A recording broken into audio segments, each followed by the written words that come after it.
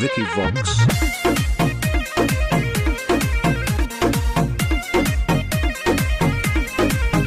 जानू तोरा बिना लागे नहीं मन गे। अच्छा? आज मिले के पालन कर डहन गे। जानू तोरा बिना लागे नहीं मन गे।